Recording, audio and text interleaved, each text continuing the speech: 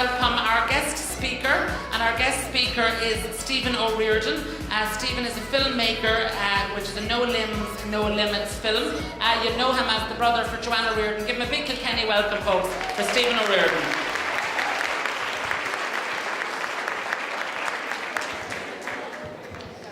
I was told they wanted someone from Cork, just to spice it up a little bit.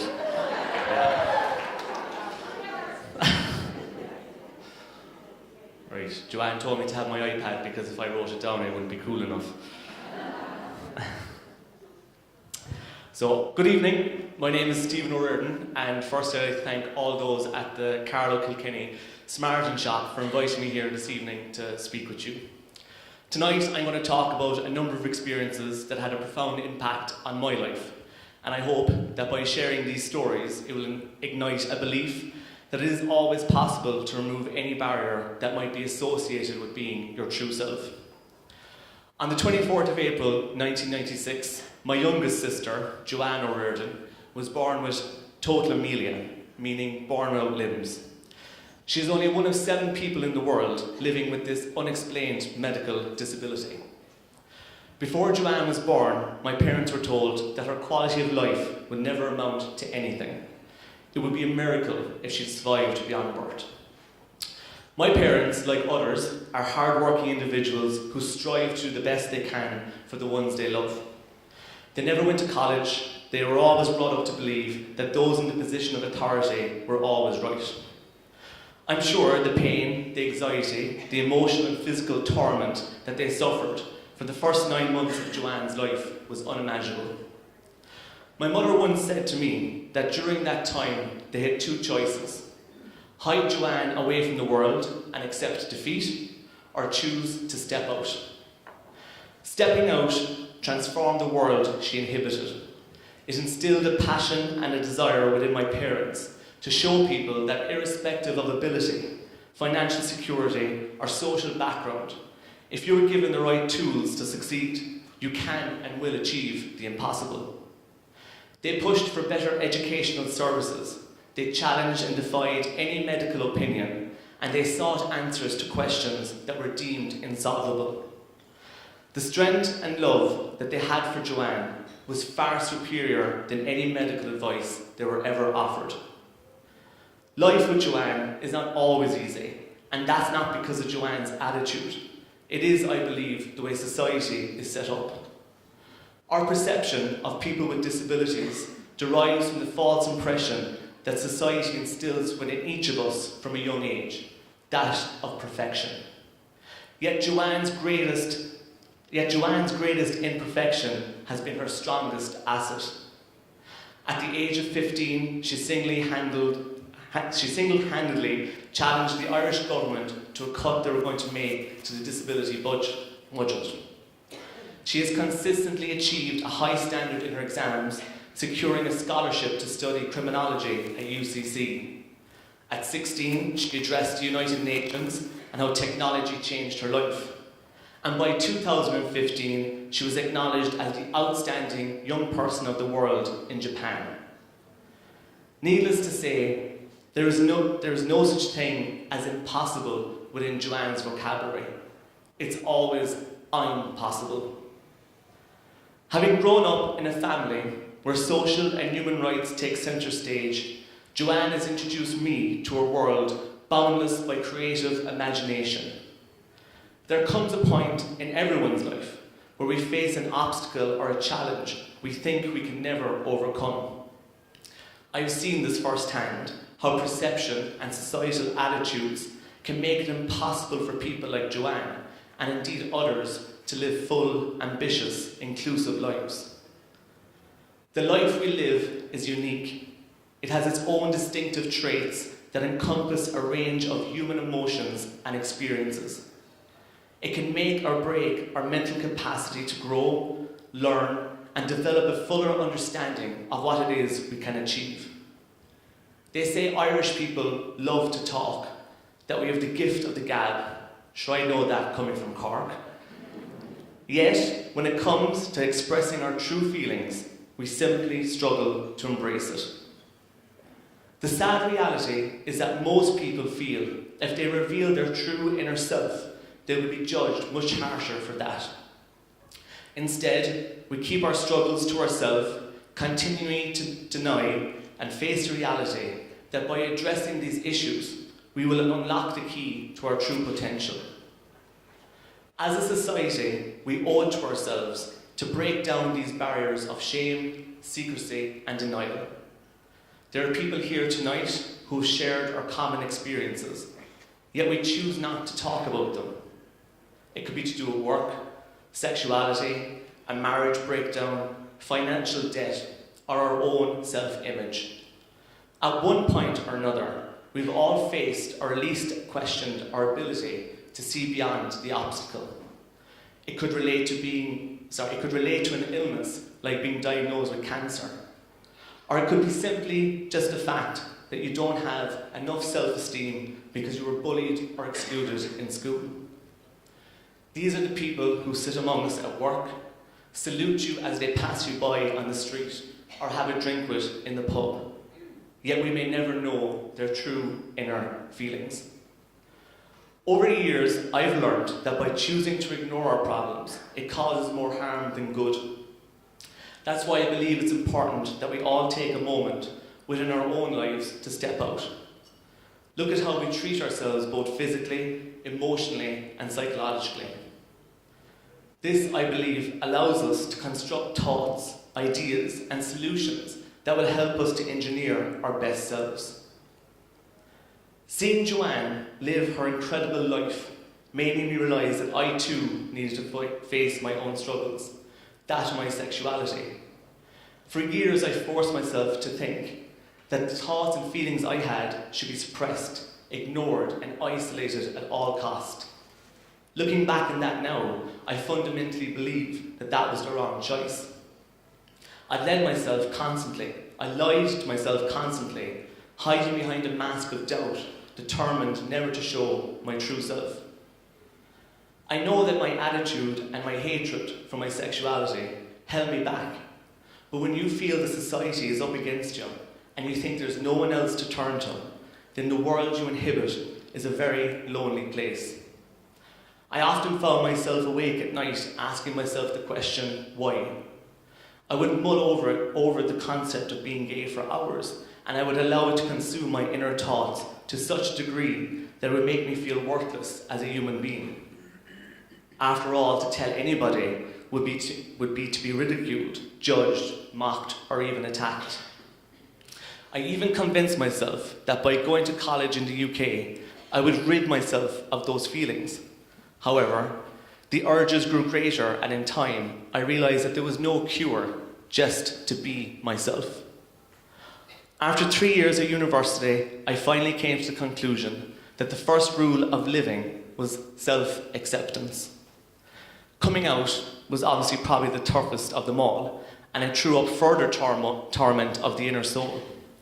I decided I'd stay in London, pay off my college debt, save money, and go home to come out. It was easier said than done. I convinced myself that I'd be kicked out of home, and I had convinced myself that I would be disgraced to the family. Fear of losing family and friends is the greatest tragedy of all. And in the end, I decided I simply couldn't broach the subject. Then one day, whatever way I looked at Joanne, sitting, happy, content in her chair, I started to think about the challenges that she faced, the barriers she broke down. Here was a playful girl doing everything she could within her power to be the best she could be. I started to recall the acceptance my parents had for Joanne and their willingness to support her no matter what. Surely coming out would be the same. Each time I considered uttering those 2 words, my mouth would dry and I'd feel physically sick at the thought of being rejected by my own family. Eventually, like everything else in life, you come to make a choice. And as I sat in the kitchen table one Wednesday afternoon eating my lunch, the words started to fall slowly out of my mouth. Now, I don't want you to be embarrassed, ashamed, annoyed, or angry. I'm telling you this because I don't want any secrets in the family. My mother's face collapsed with shock. I can tell she thinks I got someone pregnant. I wish. I'm gay. My dad responds, sorry, what did you say? I couldn't believe it. I had to come out again. I'm gay. Complete silence fills the kitchen, and as we continue to eat our sandwiches, I burst out, well, you could at least say something. Dad responds, sure, you only told us 2 minutes ago, and I'm in the middle of eating my lunch, and sure, look, we'll get back to you. Well, I thought to myself, you couldn't get any more Irish than that. My parents, my family, my friends never had an issue with my sexuality. The only issue was the one I had with myself.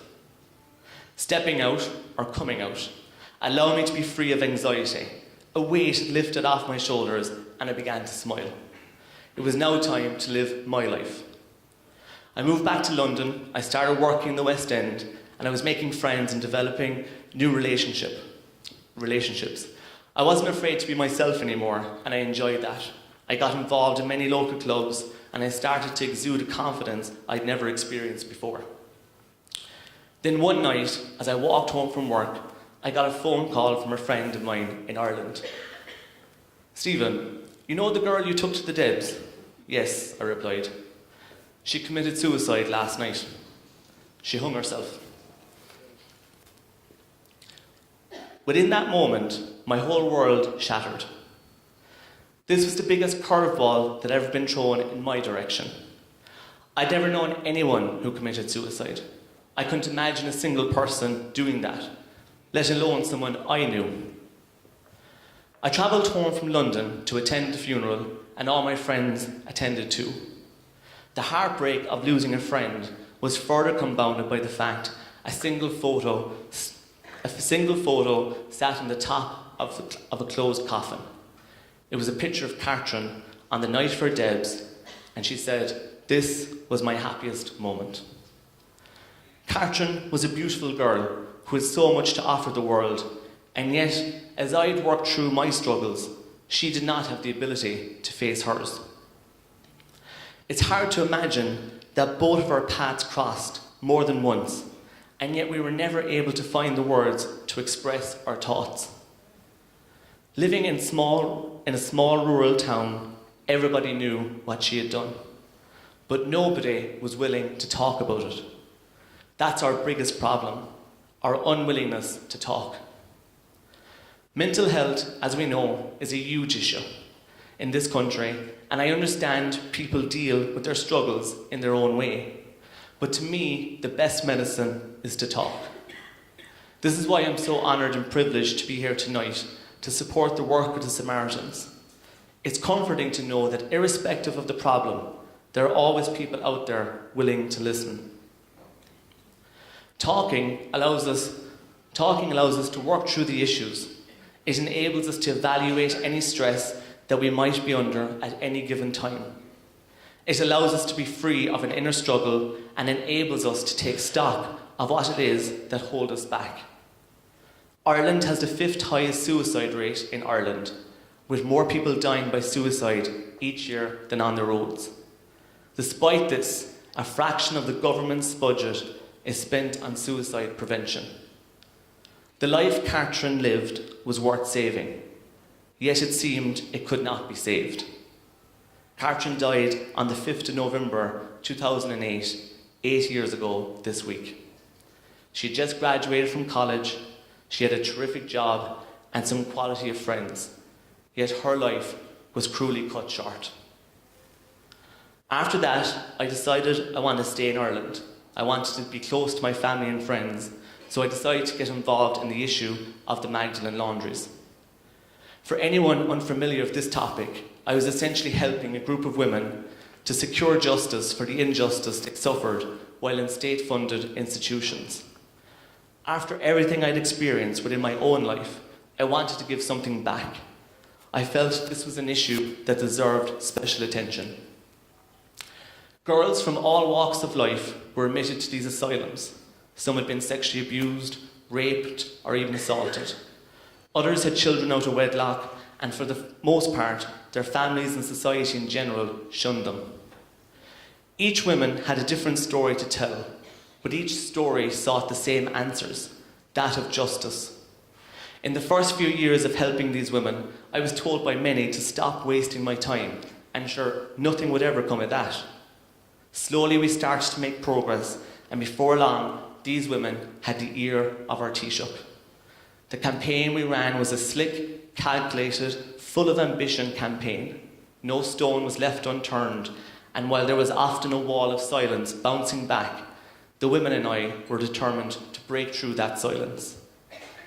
On the 19th of February 2013, as a result of a 5-year campaign, the Irish government apologised to the women. They accepted what happened, and they put in place a redress scheme to compensate the survivors for the hardship they endured. The women had finally achieved their lifelong ambition because they were never willing to give up. They always had hope. And as the women stood in the plinth of Dáil Éireann, they threw their hands aloft in the air, and one by one, the world's media called out to them. And within that moment, the people who had written them off were silenced. Life, as we know it, is unpredictable. But if there's one thing we have, it's human resilience. We all have the strength and depth of courage that is far greater than any one problem. While our stories may vary and our life experience take us along a different path, the most important thing we should remember is to never give up. There is one point in everyone's life where eventually you will succeed. Thank you.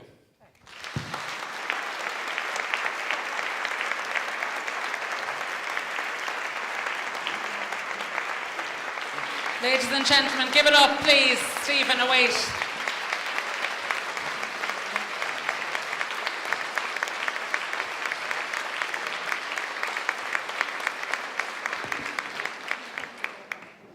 What a testament to an absolutely fantastic story. Stephen O Riordan, folks.